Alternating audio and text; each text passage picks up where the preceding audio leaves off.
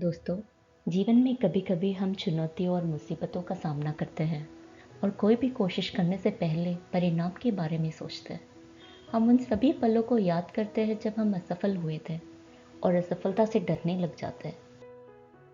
चलिए आपको एक समृद्ध राज्य की कहानी सुनाते हैं जहाँ लोग खुशी से रहते थे।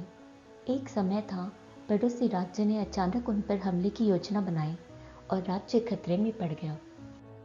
राजा के पास दुश्मनों की तुलना में कम सेना थी, इसलिए वो जानता था कि वो लड़ाई हार जाएगा। राजा को अपनी प्रजा की बहुत चिंता थी और वो हार मानने को तैयार नहीं था। राजा ने अपने सेनापति को युद्ध की तैयारी करने का आदेश दिया, लेकिन सेनापति ने मना कर दिया। सेनापति ने कहा, यदि हम युद्ध के लिए गए तो हम सब मारे जाएंगे। ये बहादुरी नहीं है, खुदकुशी होगी। राजा के पास आत्मसमर्पण करने के अलावा और कोई रास्ता नहीं था। अचानक राजा को याद आया कि मंदिर के पास एक साधु रहते हैं। उसने अपने सेनापति को आदेश दिया कि जाओ उस साधु से मिलो। वो हमें आत्मसमर्पण करने को कहेंगे तो हम हार मान लेंगे, वो लड़ने को कहेंगे तो हम लड़ेंगे। सेनापति भी इस बात के लिए मान गए। सेनापति अपनी सेना के साथ साधु से मिलने मंदिर गए। साधु ने उनकी परेशानी सुनी और देखा कि राजा की सेना दुश्मनों का सामना करने से डर रही थी क्योंकि उनकी संख्या कम थी। साधु ने कहा, मुझे कुछ देर ध्यान करने दो और फिर मैं तुम्हें बता सकता हूँ कि हम युद्ध जीतेंगे या हारेंगे। सेनापति ने सोचा, यदि साधु कहते हैं कि हमारी जीत पक्की है तभी हम युद्ध लड़ेंगे, वे कहते हैं कि हम युद्ध में हार जाएंगे तो हम आत्मसमर्पण कर देंगे। 1 घंटे के बाद साधु आए और कहा, अब कोई खतरा नहीं है, आपकी जीत पक्की है।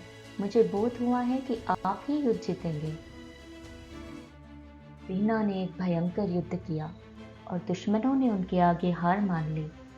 राजा की सेना युद्ध जीत गई। जीत के बाद सेना वापस आई और अपने घर जाते समय साधु से मिलने गई। सेना मंदिर के पास रुकी और साधु का आशीर्वाद लेने चले गए। उन्होंने कहा, आप सही थे, हम जीत गए।